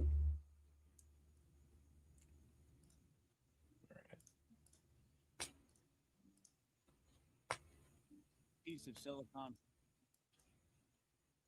All right, here we go. To make a piece of silicon pure enough to power an iPhone, you must make sure that when silicon is melted down from its natural blocks and formed into a cylinder chips can be sliced from, the thing that's holding the melted silicon doesn't contaminate it. Silicon melts at 1300 degrees Celsius, 2400 degrees Fahrenheit. It's very hot. Just about anything that comes into contact with a pool of molten silicon will, at minimum, shed off little pieces of itself that mix with the melt. Each rod of pure silicon comes out of one of these, a crucible, made entirely out of quartz that comes from spruce pine. The quartz that comes from spruce pine, and only the quartz from spruce pine, must be used for every single one of these crucibles because some of it will inevitably end up in the molten silicon. Boeing planes, iPhones, PlayStations, MRI machines, they all require at least one advanced chip that's been cut out of a silicon rod formed in a crucible made with quartz from spruce pine. This crucible is just 99.9% pure quartz, but just 3 inches wide. We're melting tin. I don't have the equipment, skills, or insurance to attempt silicon. Crucibles used to make silicon stand 3 to 5 feet tall. They're 2 to 3 feet across and can only be used one time. For every 1 million iPhones Apple sells, a crucible will be built, filled up with molten silicon, and destroyed by the process. Each chip in them starts out as silicon blocks that are melted inside the crucible, created using a process so difficult to perfect, it's not considered science, but black art, because you can't just let the molten silicon cool and pull it out, can't pour it into something else for fear of contamination. A Polish engineer named Czochralski discovered using melted tin just like this, that if you dipped an object into the metal, pulled it out in just the right way, you could grow a metal cylinder, an atomically perfect metal cylinder that, in the case of silicon, can be sliced into circular discs 0.5 millimeter thick. A tiny, perfectly structured seed crystal is melted on the tip of a metal rod and then dipped down until it just touches the surface of the molten silicon. Pulled up at an excruciatingly slow pace, the rod rotates, the molten silicon clings to the seed, and as it cools, because it's touching the perfect seed crystal, arranges its atoms in that exact same perfect pattern. Performed by people known as master growers, how fast to spin and pull, how to manage the temperature, the gases surrounding it, everything that allows a perfect silicon ingot to be grown is not considered a true science. There is no manual, just a feel learned through decades of apprenticeship to masters of the craft. Can't patent it because you'd have to reveal how to do it. The operators rely on sound, smell, or color. Even the masters fail 20 to 30% of the time despite perfect settings. These are the traits of a black art, like how to make the blades inside every jet engine, grown from a single nickel crystal into one giant crystal, molecule by molecule using what's called the pigtail selector is known to a select few at GE, Pratt & Whitney, and Rolls-Royce to make a piece of... What? So if you recall, Spruce Pine, North Carolina was one of the places where residential areas were so heavily damaged by the flooding that basically the government came in and bought up all of the people's land, said you can't live there anymore. Coincidentally, spruce pine quartz is the only domestic source for the quartz needed to create silicon for places like Elon Musk's new chip manufacturing facility. Alchemy.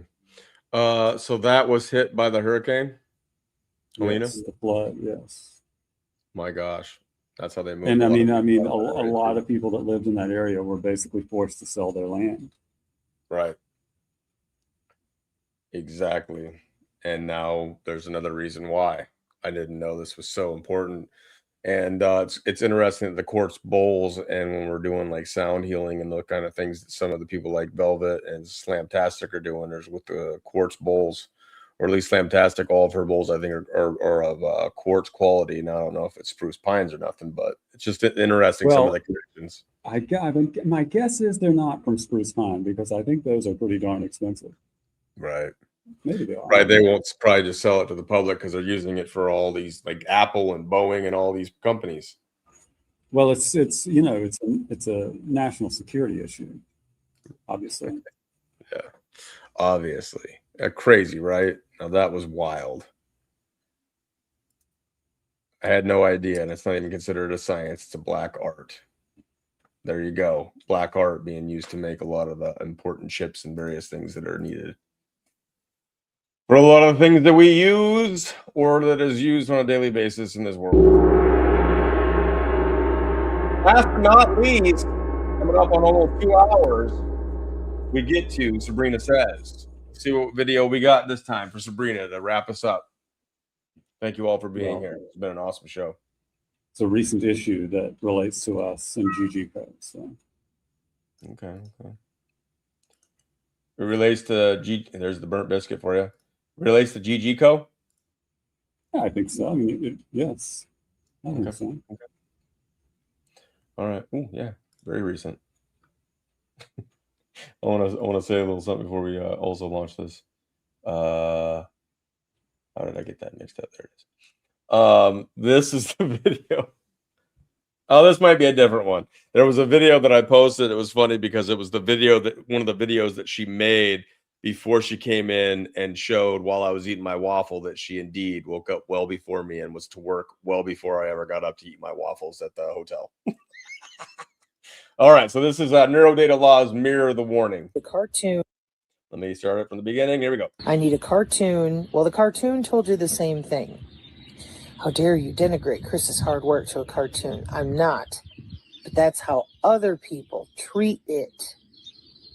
Been there twice now. Now I have a cartoon I can watch with my family, and they'll understand. Maybe. Hopefully, maybe. So that's what grown adults need. They need a cartoon, but the cartoon's not enough. Then they need hopium. Yep. So I get done with the presentation at the Elementals conference. I'm getting ready for my class, and here comes the Politico talking about neurodata laws, like actual legal law. And we on the channel talked about it a year and a half ago at Columbia and Cornell University. And what did the Politico article tell you? The exact same thing, word for word, what I presented at Topher's conference.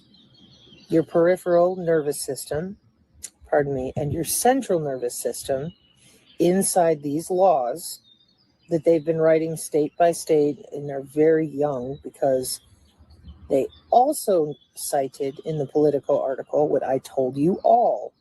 The military and academia are exempt, as in nothing is going to change. If you don't like being a targeted individual for real, get used to it. The military and academia are exempt from any sort of lawfare. Yup. Well, here's how it relates to GGCode.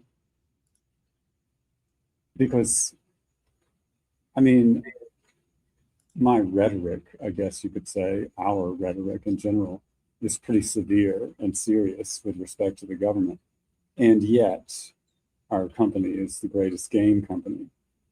And the reason why what she's saying here, I found to be poignant, is that given the choice between informing the average American with a article or a white paper, or a, I don't know, court record, or a million PDF files, versus a cartoon or a game, which of those two do you think is going to be more effective on average? I can tell you from experience that the white paper, the article, the court document, the million PDFs are not going to get as much traction as a cartoon or a video game. It's right. The reason why video games are the way they are is because it is a vector for poisoning children's minds, which is more effective than printing white papers is. I mean, people are limited to using what works. I don't necessarily think that making a video game is going to change the world, but I can make the contents of a video game such that it certainly doesn't make the world worse from my perspective. Or a cartoon, or a funny video, or something like Dorian makes, can be made in such a way that if you take it seriously on a subtextual level, you will become informed about something, or you will at least have now the inclination and the starting point to become informed about something, maybe through the GGCode wiki, that you weren't informed about before. And maybe you'll end up with white paper, but probably nobody is starting with white papers. I mean, if people were paying attention to that type of shit, everybody would think like the people on these channels think already. And I think everybody that is on these channels knows that everybody don't think the way that we think. If it was true we wouldn't have anything to complain about. Hell, we probably wouldn't even know each other. You know, Right. it's not true. People need the vectors that they've been conditioned to rely on. You know, they need cartoons, they need humor, they need entertainment to be something that doesn't poison their mind, but instead, you know, causes them to pay attention to reality and expands their mind, to use it. Yeah. That I don't necessarily like the phrase expand your mind, because I don't, you know, it sounds like Timothy Leary type shit or something, but you know what I'm saying. I mean, to inform yourself rather than deceive yourself by virtue of being entertained. That's why we've created the NC acronym for non-creatives. Yes. I mean, I guess the fundamental question is, can you entertain someone without distracting them from something important? Right. If the entertainment overrides what they're supposed to learn and all they're doing is surface watching a cartoon, that's the tragedy I think that Sabrina also wants to make people aware of. It's tragic that as a whole, we need these kinds of ways in order to get people's attention and get them to pay attention to the things like what she's been explaining for years now. Over 4 years, it seems. I think 2022, I think, is when she first started exposing a lot of this stuff. Regardless, she's been doing it for a long time. And then even before that, in various ways with classes and stuff, like she's doing again now. Anyways, she's been sharing stuff like this, not just her, but maybe some other people that have been sharing truth. You can't get past the entertaining graphics and the intros and all that kind of stuff of some of these channels that really just feed you garbage, but they entertain you. And then people get so used to just showing up to a live chat just to hang out with their friends that they never consume the actual information. And so now when you actually do come out with some of these ideas, it's hard to get people to digest it in a manner where it becomes applicable to their life. So we're mixing in a little bit of this because we're not NCs. We have creativity. We also have the nerd in us. We have the technical skills, Biscuits being on that in a lot of ways, but we're bringing both aspects of it, bringing it together and giving us the best shot, perhaps. So Chris is, just so everybody that's been asking, Chris has not put out his documentary yet, but when it does, I will be announcing it to the entire world. But with GG Co. and what you just saw there with some of the stuff that we saw with the files and the Hanged Man and having some fun with it and other games that are going to be incorporated with it, these will be ways where we can combine the stuff that apparently most people need in order to be engaged by any kind of information. Unfortunately, that's the result of what they've done to us with technology, video games, and over marketing and stimulation and algorithms that read our minds at this point and put in front of us stuff that distracts us. But we're combining all of it. So that was my little rant I wanted to say on that. But we are going to do the best that we can to bring something that no one else is doing. Righto, man. I mean, that's how it relates to us, I think. And you know, Sabrina's always saying poignant things, so sometimes it's hard to pick. When I have to pick what it is, it's going to go on the Sabrina Says thing. So I try to pick something that sort of relates to what we're doing. No, I don't really have plain spoken Jane. You will probably only ever see me live on Dorian's channel. And then I guess eventually we'll probably have a GG Code channel, which I might do some stuff on. It's very dangerous though. You know, I mean, I don't know if just me live streaming, especially not me working, because like, I don't know. I just can't imagine that people, it still boggles my mind that people actually listen to me talk.